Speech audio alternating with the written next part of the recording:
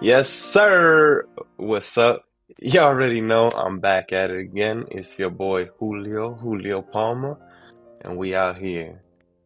I ain't gonna lie. It's not Sunday. It's Monday. Had a busy day yesterday. You know how it goes. Spending time with the fam, doing a little errands. Your boy's getting ready to move, so consider it a blessing that my ass is here today. Nah, I'm gonna stay consistent, so I owe it to not you. I owe it to me to be here right now. Just a little monologue, a little, show and tell, sharing, and yeah. So, what did this past week have in store for me? No major changes, really. Just really getting ready to move. Went to Home Depot, got some boxes.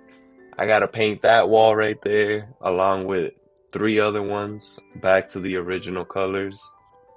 Of course, gotta talk to maintenance because the leasing office doesn't have that information on deck.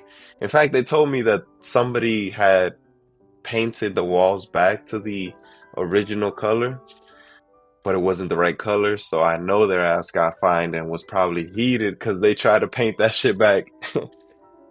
That ain't gonna be us though. And we get to move in on Monday next week. It's also Leah's birthday next week. She's turning 7. Shout out to her, growing each and every day. And it's a blessing to get to watch that and be a part of it too. I am super excited to move. I am. I get my own office, get my own space, but you already know that. Now, I've been reading this new book called Deep Work, in which I am learning how to more efficiently work, essentially because my time is finite and there's only so much I can do throughout the day. I need to be more productive with those hours that I am working. And the book is based off a few studies, Harvard studies, blah, blah, blah, school studies, and also successful people that have implemented such work to achieve more than their peers. And in this current realm of life, especially with how everything's going, the one of the major value exchangers is skilled work because as things get more and more automated and technology gets better at automating things, low skilled work, essentially commodities, are going to be more and more replaced. So I need to up my own skills to therefore bring an equal exchange to the table. Can't be just asking for handouts. As much as universal basic income sounds like a great idea, that's just essentially raising the bar of poverty. And that's not what we're trying to achieve here. So, how does one do more deep work? I'll let y'all know in a couple weeks when I'm done the book. But I did finish my second book of the year, and we're in February, 2 books down. Goal is 12, so it's looking like a minimum. So that's awesome. And that book was The E-Myth, How to Build a Better Business Structure. And I am really trying to incorporate all these things into what I bring to En route so that not only I become a business owner, but so do my partners instead of self-employed folks or job owners, as much of as an insult that may be to others.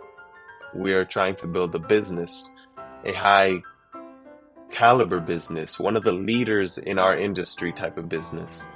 So it was really awesome reading that book, getting a little insight, And right now, one of my main focuses for En route is essentially creating that infrastructure that will allow us to expand in a scalable manner and also allow us to have the headspace to come up with innovative things. Alongside that, as you may have noticed, I'm reducing the amount of times I say and and I really noticed how noticeable it is in some meetings that I've previously had. Backstory.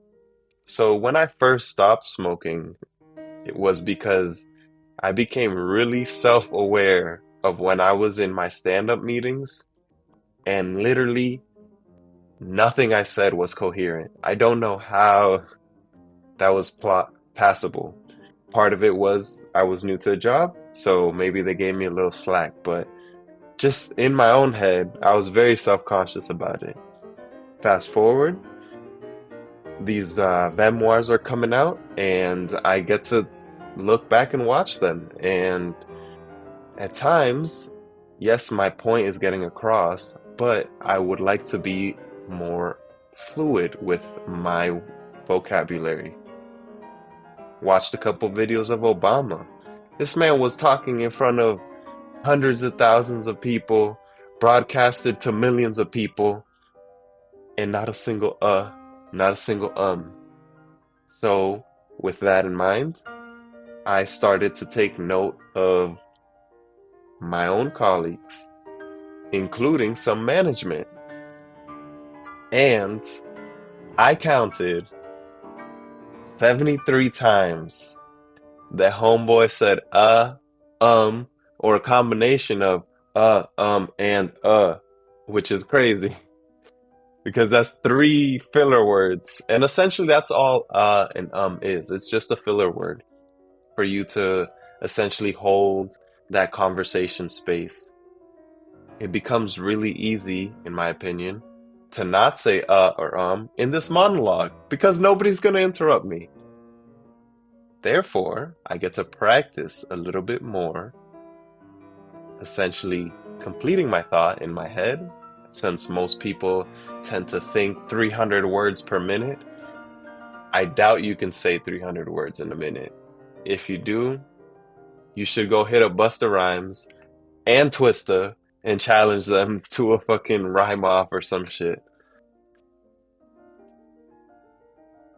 But it's something that everybody essentially falls victim to. So I'm just making the self-conscious, self-conscious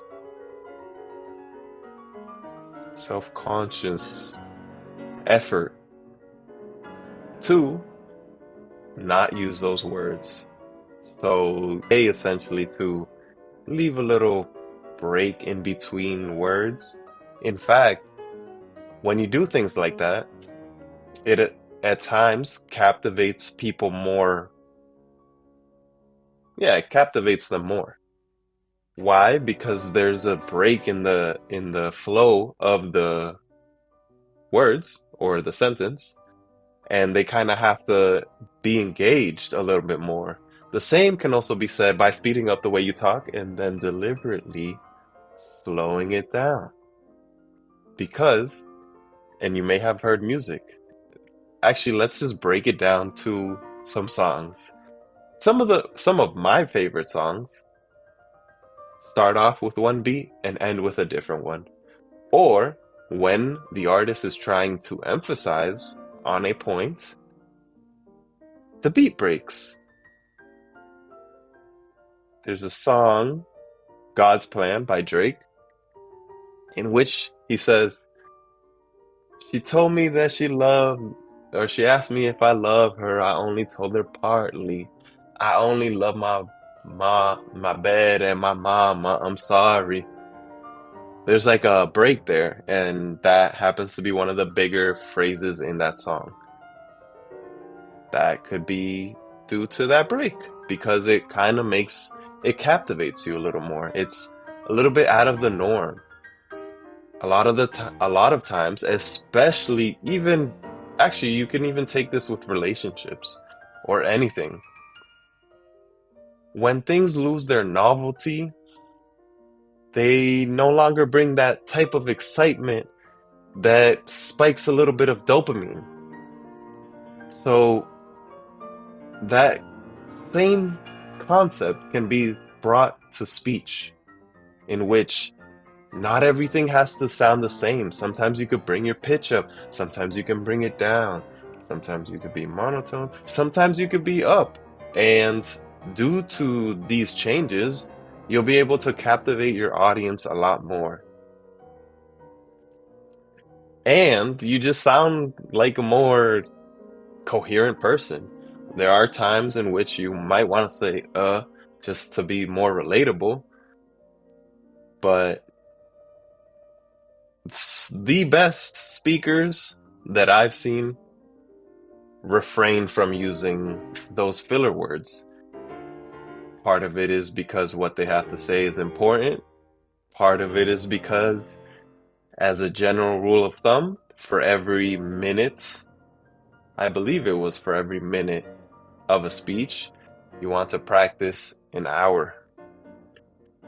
And that's how you get into essentially bringing that back to deep work, which is what I'm working on which is what I'm reading right now. While you're doing that practice of, let's say, an hour for each minute of that speech, you need to stay on task. You need to stay on focus. Because while you're practicing something, if you're doing it intensely, you're building these neural pathways in your brain. Boom. Okay. And then just think about the way you're building it. Are you building it with divergences? Oh, I'm learning this. Now let's go look at my social media feed. Or are you learning it the whole way through, making it a smooth path? That way, when you go back to collect those thoughts, is it a smooth thought all the way through? Or are you having to navigate it, thus reducing the efficiency of the way it comes out? Just something to think about. It's essentially a concept that I'm putting together right now as I'm talking. But it makes sense. Just think about it. Especially when you come to think about the type of people that are creating these revolutionary pieces. I'm not talking about somebody that wrote an essay. No, no. I'm talking about somebody that did a research paper or somebody that really changes the course humanity takes. They're putting intense hours of effort and focus. Let's bring it to the homeboy RIP Kobe Bryant. Yes, sir. Yeah, shout out to Kobe. He, you see that he would would practice intensely for, let's say, 4 hours, and then come out of that practice, rest up, take his mind off of it a little bit, and then go back into that 4 hours of intense focus. For many reasons. One of those is if he's able to allocate this condensed time of focus of deep work, it can go uninterrupted. But also, you're a human being. You have other quadrants of life that you need to address. So you need to navigate that field effectively, which is why I work on my schedule. So I can navigate these areas of my life effectively. As you get into these bouts of deep work, you'll build that neural pathway and you'll get better at it. Just as they say, practice makes perfect. But the homie Kobe said, no, practice does not make perfect. perfect practice makes perfect. Essentially going into that concept of uninterrupted deep work. Because let's say you're practicing free throws. You could practice all the free throws in the world, but if that form is wrong, you're not going to hit the shots consistently. The same with, I can be researching for hours at a time, but if every 5-10 minute search I'm going and being distracted by social media or anything, even just people are distracting. I'm not going to take in the knowledge that I need to take in as effectively as I should. And instead of reading that paper and understanding it in 1 hour, it might take me 2 hours. It might take me 3 hours. I might have to read it 3 times instead of fully giving the processing power that is required to really comprehend this the first time. And like that, you essentially can live more efficiently because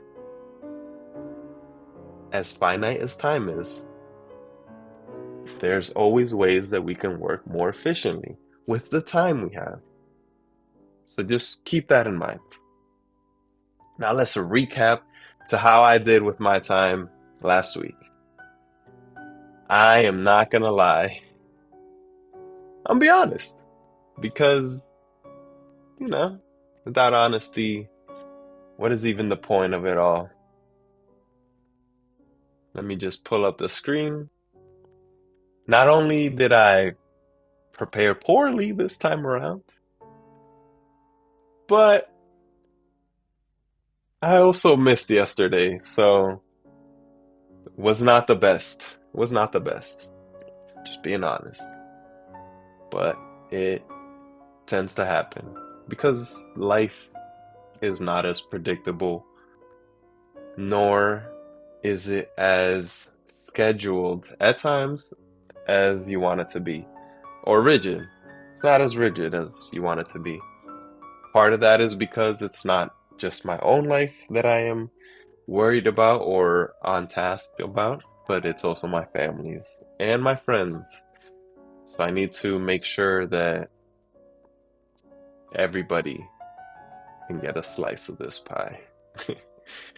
Alrighty, so yes, last week was filled with wake up time failures. This is crazy. That's wild. My ass woke up at 9 on Friday. A lot of it is due to being inconsistent with the time that I should fall asleep, and part of it is mental weakness. Just being honest. I knew I could take a break during this day, so I did. But that is essentially going to affect the long-term advances I'll be able to make. Today, I actually woke up at 7:30. Yes, I did. Just being real. And I made breakfast. Actually, it was more like this. Something like that, man. I'm just being honest. But I'm able to stay on track with my other obligations that I have, and looks like my one-on-one moved, so I'll be able to enjoy dinner with the fam. Super dope. From 7 to 8. And this is just what it's all about. Yesterday, most of this time was actually family time. Or my friend came through yesterday. My birthday was a couple weeks ago. He came through yesterday with a nice little gift. He gave me some tree cat pooped coffee beans. Super dope. And a French press. Also super dope. Because I'm getting a little bit more and more into my barista vibes. Truth be told, I drink my coffee black, but I like to switch it up every now and then. Because I too am looking for that little dopamine spike every now and then, right?